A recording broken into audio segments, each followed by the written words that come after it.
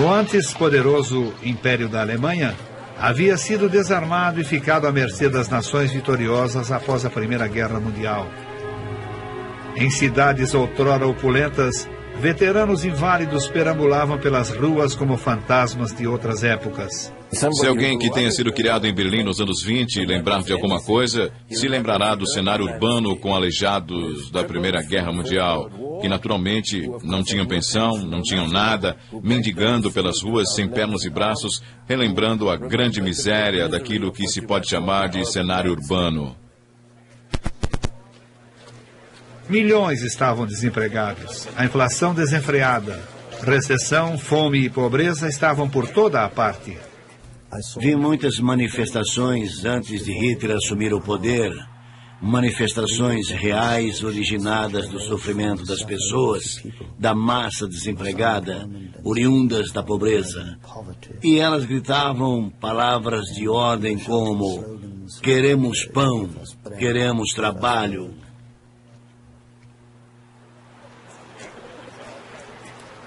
O povo procurava um bode expiatório.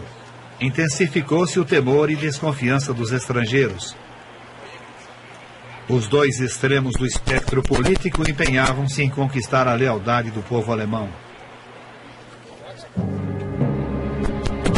Após servir com distinção na Primeira Guerra Mundial, Hitler estava sediado em Munique, onde sua tarefa no exército era infiltrar-se nas organizações de esquerda.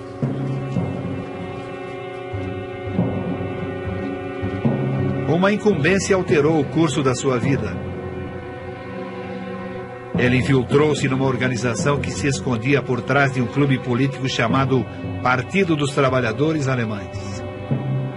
Mas, longe de ser a organização comunista que seu nome sugeria, o partido era, na verdade, de extrema-direita.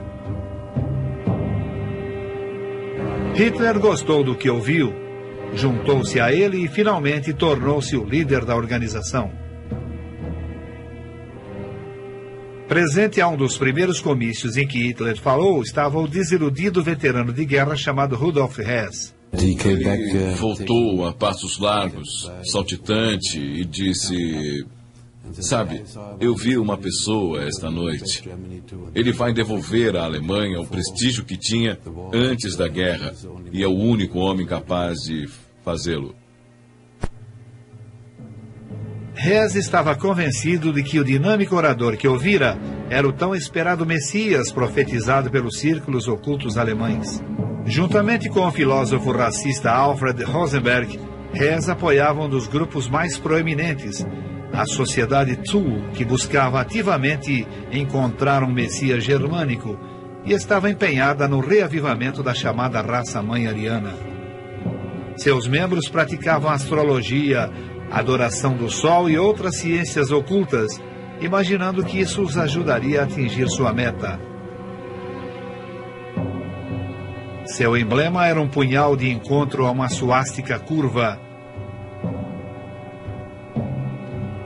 Tendo entre seus membros alguns dos cidadãos mais ricos e influentes de Munique, a sociedade financiou o Partido dos Trabalhadores Alemães de Hitler. Em 1920, o partido de Hitler mudou oficialmente seu nome para Partido Nacional Socialista dos Trabalhadores Alemães, cuja sigla em alemão era NSDAP, ou, como logo ficou conhecido, Partido Nazista. Com Hitler na liderança, o Partido Nazista cresceu rapidamente, arrebatando as pessoas num frenesi inspirado pelo terror e sua ardente oratória. Ele era para elas o líder forte e carismático por quem ansiavam desde a guerra. Como muitos alemães e austríacos naquele tempo, Hitler vivia num ambiente que já era hostil ao judaísmo. Ele facilmente encontraria essas ideias em publicações populares como Ostara, uma revista de ocultismo francamente racista, editada por um monge místico renegado e finalmente destituído chamado Lanz von Liebenfels. A revista Ostara é um bom exemplo de onde Hitler teria tirado seu racismo e seu antissemitismo. Ele chegou a visitar o escritório da editora de Lanz para obter números atrasados. Extremamente popular na época, a revista pregava que as raças nórdica e ariana tinham muito a recear de pessoas mais escuras que elas, e escolheu os judeus como sendo a maior ameaça. A Ostara proclamava que os judeus estavam impedindo os arianos de assumirem seu lugar de direito como governantes do mundo, uma luta que remontava aos tempos bíblicos. As manchetes diziam: "Você é loiro? Então está em perigo. Leia Ostara, uma publicação para loiros e para o movimento dos direitos do macho." A revista alinhava o que seria a visão do mundo nazista: seleção racial, Lebensborn e até os campos nazistas de extermínio. Tendo absorvido essas ideias, as teorias raciais de Hitler em desenvolvimento estavam prontas para receber uma nova influência, desta vez do mentor da sociedade Thule, Alfred Rosenberg, o filósofo e ocultista racista que logo viria a se tornar o porta-voz do Führer para assuntos espirituais. Em seu livro O Mito do Século XX, Rosenberg reinventou a história germânica e estabeleceu os alicerces da nova crença nazista, a religião do sangue. Ele viu o sangue, particularmente no sentido religioso, como sendo um fator determinante. Em outras palavras, uma igreja tinha de ser uma igreja do sangue, e não uma igreja da fé ou da crença. O sangue unia as raças nórdicas. Então, para Rosenberg, o sangue, a linhagem racial, a identidade racial, passaram a ser as chaves dessa nova ideologia.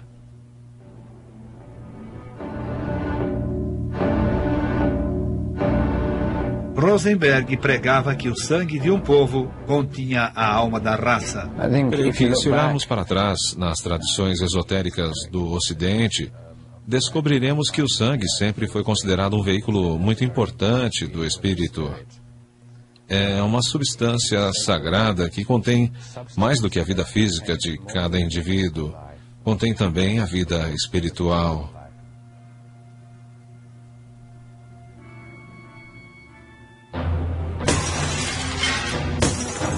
O mito nórdico substituiu a Bíblia cristã como base da nova religião nazista. Numa cerimônia conduzida por Rosenberg e captada em filme, os nazistas comemoraram sua recém-concebida versão da história e da cultura ariana.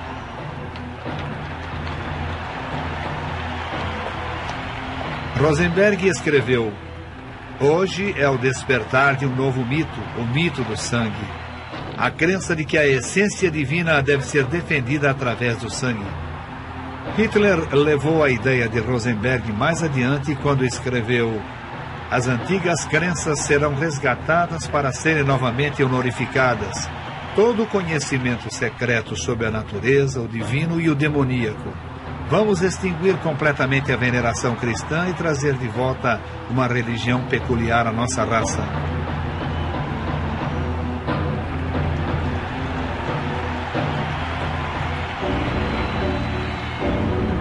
Como símbolo da nova religião, Hitler escolheu a suástica.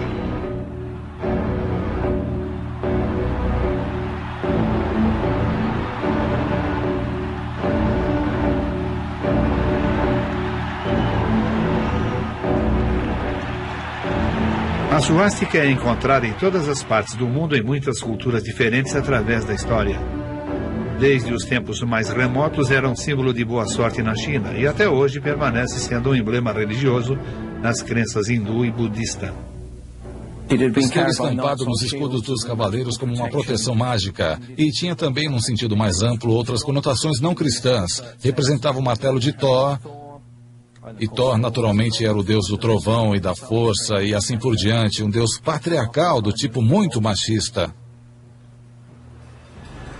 O primeiro gesto de Hitler de obter o poder foi em 9 de novembro de 1923, com uma tentativa de derrubada do governo bávaro. Liderando um exército civil chamado Tropas de Assalto, ele lançou um ataque surpresa a uma cervejaria, onde líderes do governo estavam reunidos. Com Hess e Rosenberg ao seu lado, Hitler precipitadamente anunciou a formação de um novo governo e saiu para as ruas marchando através de Munique com 3.000 soldados da tropa de assalto. Foram confrontados pela polícia. Tiros foram disparados e 16 dos homens de Hitler morreram. Foi um golpe fracassado, mas nos 10 anos que antecederam a ascensão de Hitler ao poder, os 16 foram considerados mártires. Naquela ocasião, eles conduziam uma bandeira com a suástica, e isso caiu no agrado do povo, entronado pelo sangue dos mortos. Iniciou-se aí um ritual em que nenhuma nova bandeira ou estandarte nazista era reconhecido enquanto Hitler não a tocasse com essa sua bandeira original.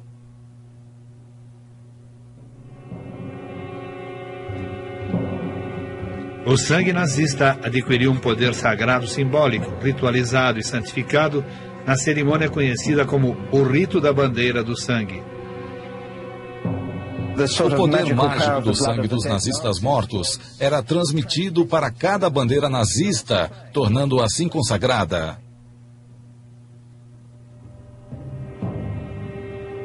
A bandeira do sangue era o crucifixo da religião de Hitler. Passaria a simbolizar o seu novo reinado.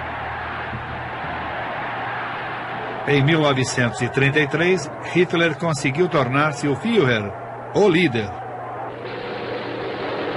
Unser Führer, der Reichskanzler Adolf Hitler, hat das Wort.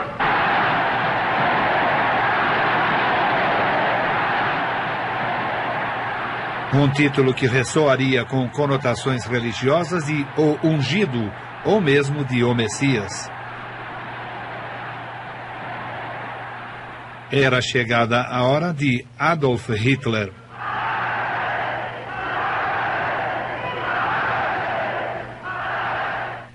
O partido é Hitler.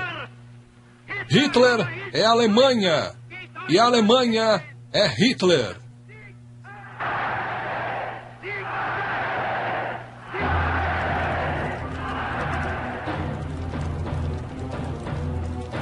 Com a elevação de Hitler à liderança, a religião do sangue tornou-se a religião em conteste do partido nazista, completa com dias santificados e mártires.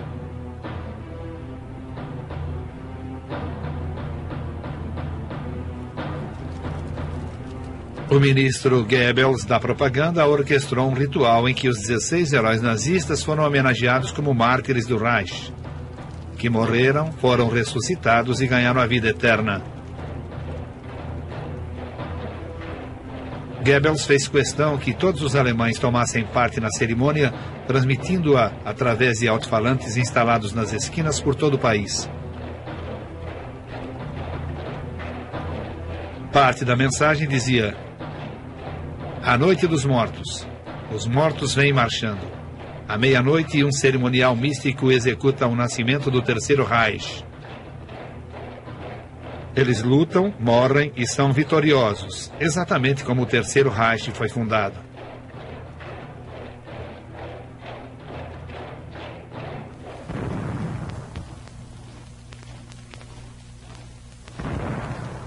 Os corpos dos 16 heróis foram enterrados num prédio conhecido por Feldenhall, ou Templo da Honra.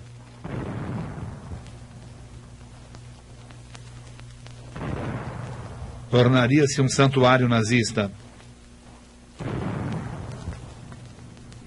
Durante essa cerimônia anual, os nomes dos 16 são chamados e vozes anônimas respondem pelo herói, como se os mortos estivessem marchando em espírito junto com os vivos. Uma vez acertados os rituais da sua nova religião, Hitler desencadeou os passos seguintes do seu plano.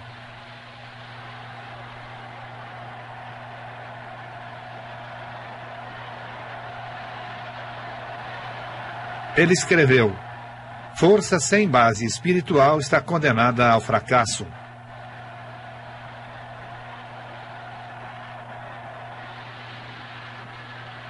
É o nacionalismo que determina tudo. Nossa vida toda.